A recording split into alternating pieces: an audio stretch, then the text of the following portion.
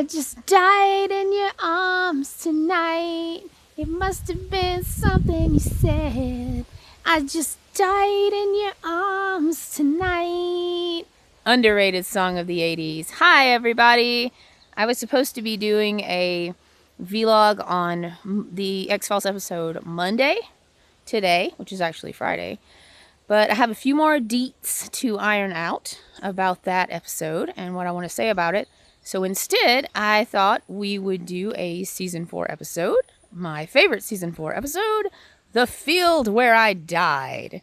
And I'm standing in a field right now. It's hopefully not the field where I died. You might be able to see my goats. Let me see. Hey, there she is. There's Noki. She's my big mama. So, today we're going to talk about the Season 4 episode, The Field Where I Died, and it is an episode that's highly controversial, actually. It is an episode that it doesn't have a lot of gray area in it. X-Files fans either seem to really love this episode or really, really hate it, and I'm going to explain why most fans... many fans really hate it. So let's talk about it. The Field Where I Died is a Season 4 episode. It is about, of course, Mulder and Scully. They go and check out this cult in the hills of Tennessee. And the, I think it's called the Temple of the Seven Stars.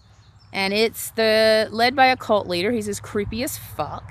And he has 7 wives. And one of them, named Melissa, because the show loves traumatizing women, named Melissa. Oh, you can see Noki's baby. There she is. We haven't named her yet. If you have name suggestions, please send them my way for Noki's baby. One of them has multiple personalities, but she believes they are actually past lives she has lived, which she is channeling. And in one of her past lives, she was a Civil War nurse.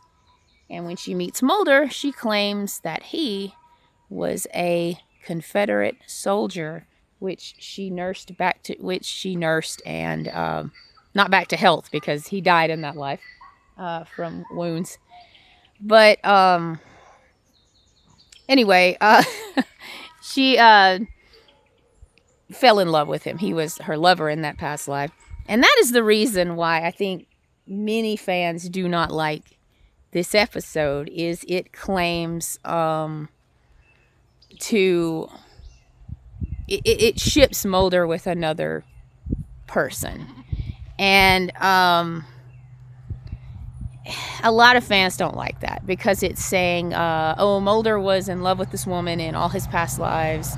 And that pisses fans off because they want him with Scully.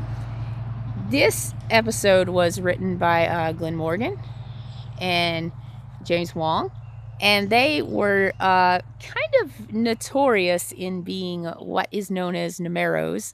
And for those of you unfamiliar with the X-Files fandom, Nomeros were people that just wanted Mulder and Scully to be hashtag platonic. Every time I think about that, I think about the SpongeBob SquarePants meme where he's doing his hands like this and it's a rainbow coming out. And I just see him doing that and saying platonic. Because if they wanted a platonic pairing in Mulder and Scully, why the fuck did they cast David Duchovny and Gillian Anderson, who have more chemistry than I'd say all married people ever? Like what was your reasoning behind that, guys? I call this vlog the Mulder and Scully Nomero Agenda backfiring. Because holy shit does it ever in this episode. Many fans hate this episode for shipping Mulder with another woman, but to some fans, me included, it just adds fuel to their shipping fire for Mulder and Scully. So if Glenn Morgan and James Wong set out to say like, hey, look, they're just platonic by making this episode, they seriously shot themselves in the foot.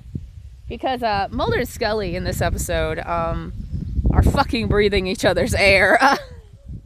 They look like they are seconds away from making out. At the beginning of the episode, when they're in the ready room with Skinner and the other FBI agents, I keep expecting the other FBI agents to turn to them and say, like, the fuck is up with these guys? And Skinner would be like, no, this is just how they are. Just let them work. Like, yeah, Skinner, we know you're the biggest shipper of all, man. You're not fooling anybody, dude. So, anyway, yeah, good luck convincing anyone that they're platonic. So there's other reasons why this Nomero Agenda backfires, and I'm going to explain it. So they meet this woman, Melissa, and she like kind of gives them the 411 on her past lives. She was a guy named Sidney during President Truman's era. She's a little girl named Lily. And then she is this Civil War nurse named Sarah Kavanaugh. And I'm going to tell you something. In the area I grew up in the Appalachian foothills, Civil War history was a big fucking deal. Okay, so I grew up like, I would say I'm a Civil War history buff, but every person I grew up with would be a Civil War history buff, because we, from the time before we could read, we were, you know, told about battles and generals and nurses and soldiers. And yeah, I mean, like, Civil War history was a big fucking deal where I grew up. So that aspect of the episode hit shit with me. I also just want to say, before we get started, on why the Nomero Agenda backfires in this episode. This episode is fucking beautiful. If I love nothing else about the field where I died, it is just pretty. It is goddamn aesthetic. Hey, your baby's a loudmouth, isn't she? Let me see if you can. Let me show you. Oh my gosh, she's so cute. She's so cute. She doesn't look anything like her mom or her dad, which is, her dad is our neighbor's stud. Can you see her? Can you see her? Can you see her? Hi, hello, hi. My little girl wants to name her Butterfly Storm Scarborough, which is like sounds like a celebrity name. Anyway, goats, man, fucking goats. So the field where I die, I'm just gonna say it's the most beautifully cinematically shot X-Files episode. The scene where the sun's going down and they find the bunker. A lot of people in the fandom that create content paint it or draw that scene where Mulder and Scully are on the FBI jackets. It's a super iconic scene, which is ironic because it's from an episode a lot of people hate. So we've gotten those things out of the way. Let's talk about the Nomero Agenda backfiring. This is going to be a long video. We're already at 8:31. So they put Melissa under hypnosis, and she delves into her past lives and so forth, telling Mulder and Scully what's up. And then they put Mulder under hypnosis, and he's talking about his past lives. He is a Jewish woman headed for the concentration camps during World War II. He is a Civil War soldier, of course. And all of the past lives, Melissa is his lover. She's his husband when he's a Jewish woman. And then she is Sarah Kavanaugh, his nurse, when he's a Civil War soldier. And that pisses a lot of people off. I have several things to say about that. But then Scully is a superior to him when she's his father when he's a Jewish woman, and then Scully is his lieutenant when he's a Civil War soldier. So many people who hate this episode point to it and say, like, well, they're just saying Mulder and Scully have this platonic relationship, and they're always going to have this platonic relationship. So I want to say, first of all, no. Oh, you guys want to see my donkeys? Come look at my big old donk. Look at my big old donks. There they are. Oh, hello. There they are. Lizzie's the gray and Friday's the black. Friday's a little shit, but I love her. So, I have several things to say to this. First of all, people, not just in past lives, if you choose to believe in past lives, but in this life, can have multiple loves. Not just, like, there's a word for it, and I cannot think of it. If you can think of the word for it, please leave it in the comments below. Where you have this belief that a person's going to find one love, they're going to fall in love, and that's going to be their love for the rest of their life. And sometimes that happens, but more often than not, it doesn't. More often than not, people are going to have multiple relationships throughout their lives. And valuing one and discrediting the others is pretty fucking gross. It's a very heteronormative belief.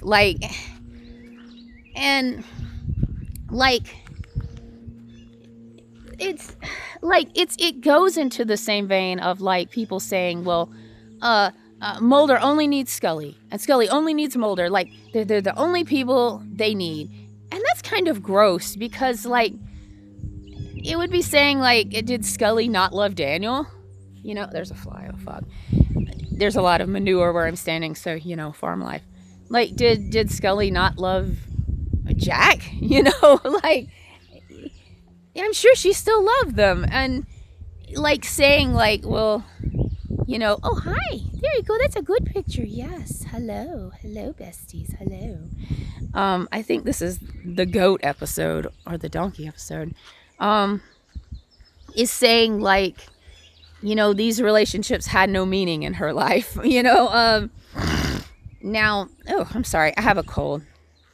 So, and then this belief kind of discredits platonic love, like being pissed off. And I'm not discrediting anyone's opinions, but being pissed off, I believe, that, you know, Mulder has Melissa as his lover in his past lives is kind of like saying, well, the love he had for, you know, his lieutenant or his father in his past lives doesn't matter. Because that love is fucking real. Like, first of all, in all of Mulder's past lives, Scully, as his father and his lieutenant, is nurturing him and protecting him. And that's what Scully's doing in this life when they're FBI agents. Like, the Sex Files podcast, love you, Stevie and Emily, shout out, wish you'd come back, we love you. They say, they kind of joke that Mulder's fantasy is Scully nursing him back to health. I can see that. So, like, okay, I love my spouse, right? And he's fantastic. I adore him. But I have other relationships in my life that I value.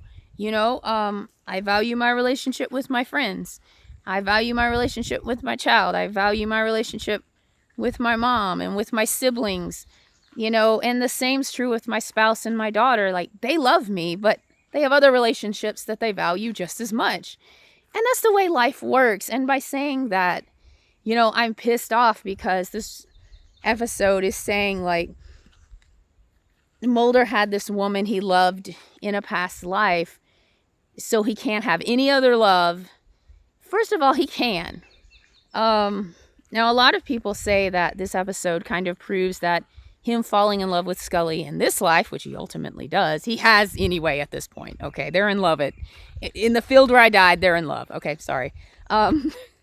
They fell in love in season 1. That's what I believe. They say that, you know, Mulder and Scully getting to fall in love in this life is kind of like righting a universal wrong. And I don't like that. Like, so he had Melissa as a lover in a past life. He had a relationship with Scully in a past life that was just as meaningful. And that showed just as much love as well. It wasn't a romantic love, you know, but it was still a good relationship where she was his nurturer and protector. And that is what transferred over into this life.